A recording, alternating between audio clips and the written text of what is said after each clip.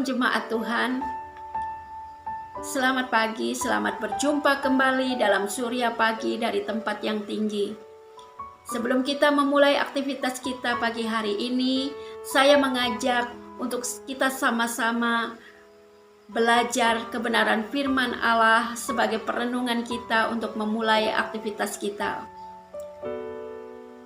Sama-sama kita membuka Mazmur 92 ayatnya yang ke-13 sampai 16. Saya akan membacakannya bagi kita semua. Orang benar akan bertunas seperti pohon korma, akan tumbuh subur seperti pohon aras di Libanon. Mereka yang ditanam di bait Tuhan akan bertunas di pelataran Allah kita. Pada masa tua pun mereka masih berbuah, menjadi gemuk dan segar, untuk memberitakan bahwa Tuhan itu benar, bahwa Ia gunung batuku dan tidak ada kecurangan padanya. Amin. Di ayatnya yang ke-13 disebutkan ada dua jenis pohon, yaitu pohon kurma dan pohon aras. Tapi kita hanya akan membahas pohon kurma.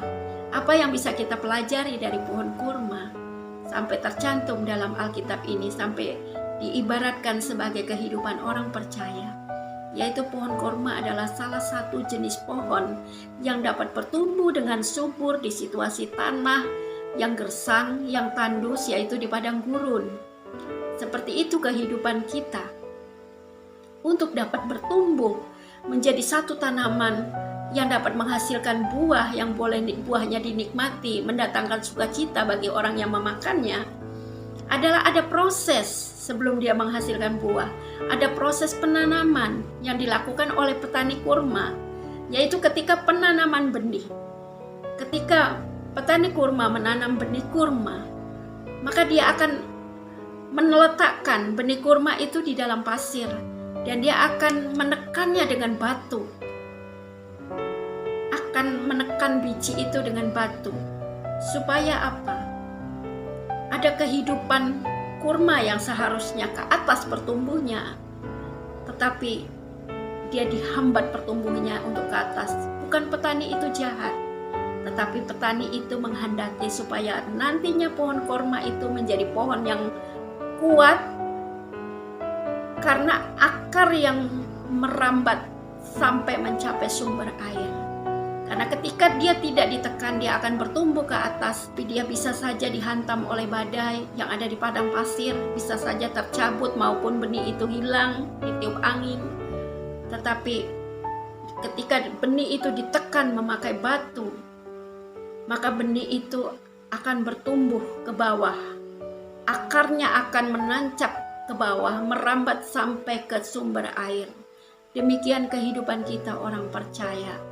Ketika kita mengalami satu tekanan maupun satu masalah dalam hidup kita, tantangan hidup kita, situasi dan kondisi yang menekan kehidupan kita, jangan buru-buru tawar hati, tapi tetap percaya bahwa ada rancangan Tuhan yang baik di dalam semua itu, di dalam semua tekanan yang kita alami.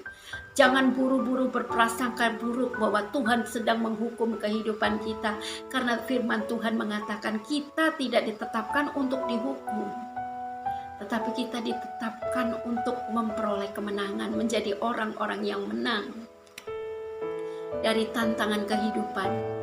Di sini dikatakan di ayatnya yang ke-14, mereka yang ditanam di bait Tuhan akan bertunas di pelataran Allah kita. Bukan secara kebetulan firman ini mengibaratkan hidup orang percaya seperti pohon kurma. Hidup kita sedang ditanam, kita sedang mengalami proses supaya kita lebih merambatkan akar kita, menancapkan akar kita, merambat, dan akan membuat hidup kita semakin kokoh di hari kemudian, ketika kita sudah melewati proses kehidupan kita. Maka percayalah, tetap percaya kepada Tuhan, tetap duduk di hadirat Tuhan, tetap melekatkan diri kepada Tuhan, karena dari dalam sebuah tekanan kehidupan itu kita boleh belajar dan mengenal Tuhan lagi, lebih lagi, Karena kita tahu dari setiap kebenaran bertumbuh bersama dengan kebenaran firman-Nya, dan kita boleh tahu bahwa Tuhan tidak pernah merancangkan hal-hal yang jahat atas hidup kita. Karena rancangan Tuhan itu bukan rancangan kecelakaan, tetapi rancangan damai sejahtera yang membawa kepada kita kehidupan yang penuh dengan pengharapan. Tetap yakin dan percaya di tengah situasi tantangan yang ada, yang menekan kehidupan kita, yang diibaratkan hidup kita seperti di padang gurun.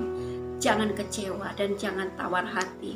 Jangan memberontak kepada Tuhan, tetap duduk di kaki Tuhan, mendengarkan apa yang menjadi suara Tuhan.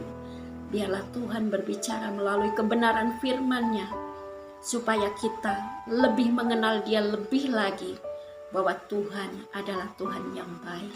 Hidup kita dari dalam kehidupan kita ada firman yang diberitakan, ada kesaksian yang diberitakan bagi banyak orang, untuk Tuhan, untuk orang di sekitar kita melihat betapa hebat Tuhan itu, bahwa Tuhan yang kita sembah adalah Tuhan yang benar. Demikianlah firman Tuhan pagi hari ini yang dapat saya bagikan. Kiranya boleh menjadi berkat bagi setiap kita. Selamat pagi, selamat beraktivitas. Tuhan Yesus memberkati.